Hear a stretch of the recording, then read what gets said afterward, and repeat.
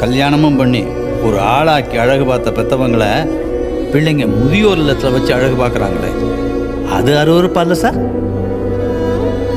சின்ன வயசில் அப்பனும் ஆத்தாலும் போட்டி போட்டுக்கிட்டு பாசத்தை கொட்டி வளர்க்குறாங்க. அப்படி வளர்த்த பெற்றவங்களுக்கு பிள்ளைங்க செய்கிற கடமை என்ன தெரியுமா? ஏதோ சாரை கெடுங்க. ஒவ்வொரு தாய்க்கும் வயத்தில் குழந்தை இருக்கும்போது வலியாத்தாண்டா இருக்கும்.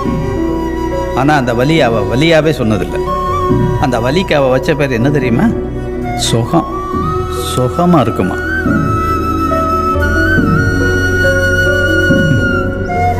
பைத்தியம்.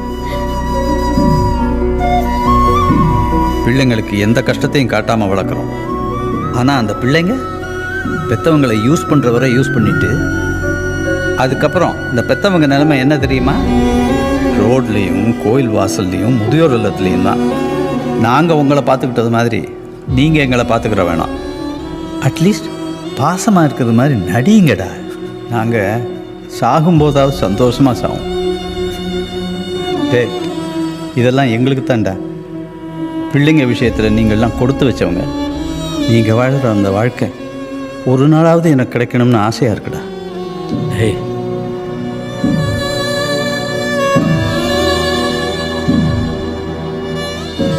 யாருன்னே தெரியாத அவன் இல்லைன்னா செத்துருவேன்னு சொல்கிறியே, உன் பாட்டி.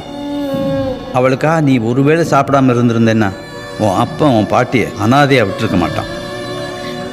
ஆனால் நீ பாட்டியை மறந்துட்டில்ல?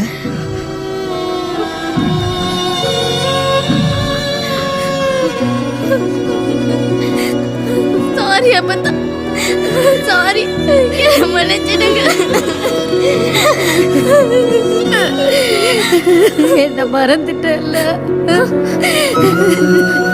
இல்ல அப்பத்தா, நான் உங்களை மறக்கல. சாரி. ஒரு நாளாவது நீ அவளை மாமியாரை பார்க்காம அம்மாவை பார்த்துருந்த, நீ அவள் உசுரை கேட்டிருந்தா கூட உனக்கு தர தயங்கி இருக்க மாட்டாம்மா. ஆனால் நீ அவளை அப்படி பார்க்கலையே சார். பெற்றவங்க 10 பசங்களை பத்திரமா பார்த்துப்பாங்க. ஆனால் அந்த பசங்க பெரிய பிள்ளை வீட்டில் 5 நாள், சின்ன பிள்ளை வீட்டில் 5 நாள். நாங்கள் என்ன பிச்சைக்காரங்களா சார்? மனித ரூபத்தில் இருக்கிற மிருகங்க கூட நாங்கள் ஏன் சார் வாழணும்? குழந்தைங்க பிறந்ததுலேருந்து அவங்களுக்காகவே வாழ்ந்து வாழ்ந்து நொந்து போயிருக்கோம் சார். இனி எங்களுக்காக